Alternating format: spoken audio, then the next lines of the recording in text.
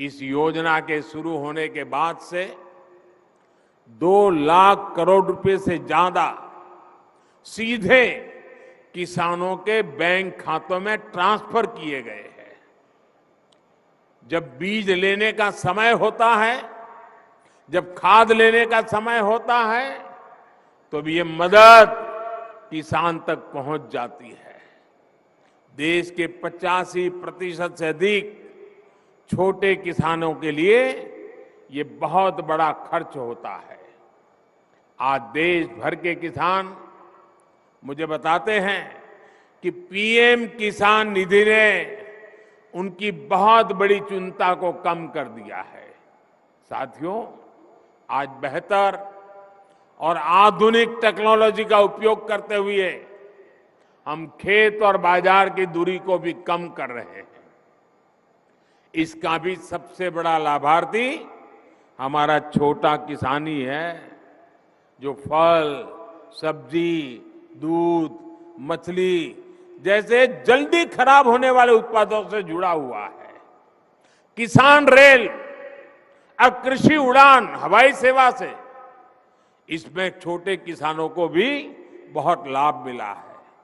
ये आधुनिक सुविधाएं आज किसानों के खेतों को देश भर के बड़े शहरों से, विदेश के बाजारों से कनेक्ट कर रही है। इसका एक परिणाम ये भी हुआ है कि कृषि क्षेत्र से एक्सपोर्ट अब उन देश को भी होने लगा है, जहां पहले कोई सोच भी नहीं सकता था। कृषि निर्यात की बात करें तो भारत दुनिया के टॉप 10 कंट्रीज में है। आज दुनिया के 10 प्रमुख देशों में है। कोरोना की रुकावटों के बावजूद भी 2 साल मुसीबत में गए, उसके बावजूद भी हमारे कृषि निर्यात में 18% की वृद्धि हुई है। गुजरात से बड़े पैमाने पर कमलम फ्रूट, जिसको बाहरी भाषा में ड्रैगन फ्रूट कहते हैं, भारत में उसको कमलम फ्रूट कह रहे, आज विदेश जा रहा है। हिमाचल से पहली बार ब्लैक गार्लिक का एक्सपोर्ट हुआ है। असम का बर्मीज अंगूर, लद्दाख की खुबानी, जलगांव का केला या भागलपुरी जरदारी आम, ऐसे अनेक फल हैं जो विदेशी बाजारों को भा रहे हैं। वन डिस्ट्रिक्ट वन प्रोडक्ट जैसी योजनाओं के तहत ऐसे उत्पादों को आज प्रोत्साहन दिया जा रहा है। आज जिला स्तर पर एक्सपोर्ट हब भी बनाए जा रहे हैं, जिसका लाभ किसानों को हो रहा है। साथियों, आज प्रोसेस्ड फूड में भी हमारी हिस्सेदारी बहुत अधिक बढ़ रही है। इससे किसानों को उपज के ज्यादा दाम मिलने के रास्ते खुल रहे हैं। उत्तराखंड का मोटा अनाज पहली बार डेनमार्क में गया। इसी प्रकार कर्नाटक का ऑर्गेनिक जैकफ्रूट पाउडर भी नए बाजारों में पहुंच रहा है। अब त्रिपुरा भी इसके लिए तैयारी करने लगा है। ये बीज हमने पिछले 8 वर्षों में बोए हैं, जिसकी फसल अब पकनी शुरू हो गई है। साथियों, आप सोचिए, मैं कुछ आंकड़े बताता हूं। ये आंकड़े सुनकर के आपको लगेगा कि प्रगति और परिवर्तन कैसे होते हैं। 8 साल पहले जहां 2 बड़े फूड पार्क ही देश में थे, 2 बड़े फूड पार्क, आज ये संख्या 23 हो चुकी है। अब हमारा प्रयास ये है कि किसान उत्पादक संघों यानी एफपीओ और बहनों के स्वयं सहायता समूहों को भी इस सेक्टर से कैसे अधिक से अधिक जोड़े। कोल्ड स्टोरेज हो, फूड प्रोसेसिंग हो, एक्सपोर्ट हो, ऐसे हर काम से छोटा किसान सीधे जुड़े, इसके लिए आज सरकार लगातार प्रयास कर रही है। साथियों, तकनीक का ये प्रयोग बीज से लेकर बाजार तक पूरी व्यवस्था में बड़े परिवर्तन ला रहा है। हमारी जो कृषि मंडियां हैं, उनको भी आधुनिक बनाया जा रहा है। वही टेक्नोलॉजी के माध्यम से किसान घर बैठे ही देश की किसी भी मंडी में अपनी उपज बेच सके, ये भी ई नाम के माध्यम से किया जा रहा है। ई नाम से अब तक देश के 2.25 करोड़ से ज्यादा किसान और 2.5 लाख से अधिक व्यापारी जुड़ चुके हैं। आपको ये जानकर के भी खुशी होगी कि अभी तक इसके माध्यम से 2 लाख करोड़ रुपए से अधिक की लेन देन हुई है। आपने देखा होगा, आज देश के गांवों में जमीन के, घर के नक्शे बनाकर किसानों को प्रॉपर्टी कार्ड भी दिए जा रहे हैं। इन सभी कामों के लिए ड्रोन जैसी टेक्नोलॉजी, आधुनिक टेक्नोलॉजी का उपयोग किया जा रहा है। साथियों, खेती को ज्यादा से ज्यादा लाभकारी बनाने के लिए आधुनिक टेक्नोलॉजी को उपयोग को हमारे स्टार्टअप नए युग में ले जा सकते हैं। आज यहां इतनी बड़ी संख्या में स्टार्टअप से जुड़े साथी मौजूद हैं।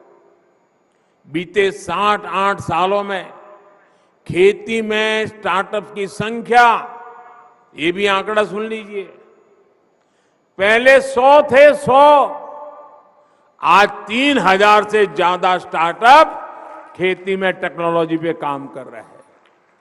ये स्टार्टअप, ये इनोवेटिव युवा, ये भारत की टैलेंट, भारतीय कृषि का, भारत की ग्रामीण अर्थव्यवस्था का भविष्य नए सिरे से लिख रही है। लागत से लेकर ट्रांसपोर्टेशन तक की हर समस्या का समाधान हमारे स्टार्टअप के पास है। अब देखिए, किसान ड्रोन से ही किसान का जीवन कितना आसान होने वाला है। मिट्टी कैसी है, मिट्टी को कौन सी खाद चाहिए, कितनी सिंचाई चाहिए, बीमारी कौन सी है, दवाई कौन सी चाहिए, इसका अनुमान ड्रोन लगा सकता है और आपको सही मार्गदर्शन दे सकता है। दवाई का स्प्रे करना है तो ड्रोन उसी हिस्से में स्प्रे करता है जहां जरूरत है, जितनी जरूरत है। इससे स्प्रे और खाद की बर्बादी भी रुकेगी और किसान के शरीर पर जो केमिकल गिरता है उससे भी मेरा किसान भाई बहन बच जाएगा। भाई और बहनों, आज एक और बहुत बड़ी चुनौती है जिसका जिक्र मैं आप सभी किसान साथियों, हमारे इनोवेटर्स के सामने जरूर करना रहूं। आत्मनिर्भरता पर इतना बल मैं क्यों दे रहा हूं और खेती की, किसानों की इसमें क्या भूमिका है, ये हम सबको समझ करके मिशन मोड में काम करने की जरूरत है। आज सबसे अधिक खर्च जिन चीजों को आयात करने में हमारा होता है वो खाने का तेल है, फर्टिलाइजर है, कच्चा तेल है। इनको खरीदने के लिए ही हर साल लाखों करोड़ रुपए हमारे दूसरे देशों को देना पड़ता है। विदेशों में जब कोई समस्या आती है तो इसका बुरा असर हमारे यहां पर भी पड़ता है। अब जैसे पहले कोरोना आया, हम मुश्किलें झेलते झेलते दिन निकाल रहे थे, रास्ते खोज रहे थे। अभी कोरोना तो पूरा नहीं हुआ तो लड़ाई छिड़ गई। और ये ऐसी जगह जहां हम बहुत सी बातें वहां से खरीदते थे, जहां से ज्यादा हमारे पास जरूरतें थी, वही देश लड़ाइयों में उलझे हुए हैं। उन ऐसे ही देशों पर इन लड़ाई का प्रभाव भी ज्यादा हुआ है।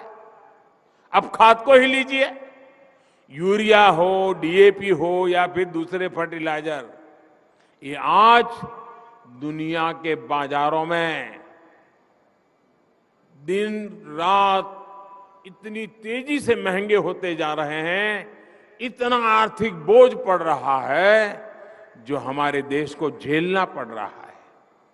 आज हम विदेशों से 75-80 रुपये किलो के हिसाब से यूरिया खरीदते हैं, लेकिन हमारे देश के किसान पर बोझ न पड़े, हमारे किसान उन पर कोई नया संकट न आए। जो 70-80 रुपये में हमारा यूरिया हम आज बाहर से लाते हैं, हम किसानों को 5 या 6 रुपये में पहुंचाते हैं भाइयों, ताकि मेरे किसान भाइयों बहनों को कष्ट न हो, किसानों को कम कीमत में खाद मिले। इसके लिए इस वर्ष अब इसके कारण सरकारें खजाने पर बोझ आता है, कई कामों को करने में रुकावटें खड़ी हो जाती है। इस वर्ष लगभग 2.5 लाख करोड़ रुपया केंद्र सरकार का सिर्फ ये यूरिया के पीछे हमको लगाना पड़ रहा है। भाइयों और बहनों, आयात पर हो रहे खर्च को कम करने के लिए, देश को आत्मनिर्भर बनाने के लिए हम सब ने मिलकर के संकल्प करना ही होगा, हम सब ने मिलकर के उस दिशा में चलना ही होगा। हम सब ने मिलकर के विदेशों से खाने के लिए चीजें लानी पड़े, खेती के लिए चीजें लानी पड़े, इसमें से मुक्त होने का संकल्प करना ही पड़ेगा। कच्चे तेल और गैस पर विदेशी निर्भरता को कम करने के लिए बायोफ्यूल इथेनॉल पर बहुत अधिक काम आज देश में चल रहा है। इस काम से सीधे किसान जुड़ा है, हमारी खेती जुड़ी हुई है। किसान की उपज से पैदा होने वाले इथेनॉल से गाड़ियां चले और कचरे से, गोबर से बनने वाली बायोगैस से बायो सीएनजी बने, ये काम आज हो रहा है। खाने के तेल की आत्मनिर्भरता के लिए हमने मिशन ऑयल पाम भी शुरू किया है। आज मैं आप सभी किसान साथियों से आग्रह करूंगा कि इस मिशन का अधिक से अधिक आप लाभ उठाएं। तिलहन की पैदावार बढ़ाकर हम खाद्य तेल का आयात बहुत कम कर सकते हैं। देश के किसान इसमें पूरी तरह सक्षम है। दालों के मामले में जब मैंने 2015 में आपको आह्वान किया था, आपने मेरी बात को सर आंखों पे उठा लिया था और आपने करके दिखाया था। वरना पहले तो क्या हाल था, हमें दाल भी विदेशों से ला करके खानी पड़ती थी। जब हमारे किसानों ने ठान लिया तो देखते ही देखते दाल का उत्पादन लगभग 70% तक बढ़ाकर दिखा दिया। ऐसी ही इच्छा शक्ति के साथ हमें आगे बढ़ना है। भारत की कृषि को और आधुनिक बनाना है, नई ऊंचाई पर पहुंचाना है। आजादी के अमृत काल में खेती को हम आकर्षक और समृद्ध बनाएंगे। इसी संकल्प के साथ सभी मेरे किसान भाइयों बहनों को, सजीव स्टार्टअप से जुड़े युवाओं को मैं बहुत बहुत शुभकामनाएं देता हूं। बहुत बहुत धन्यवाद।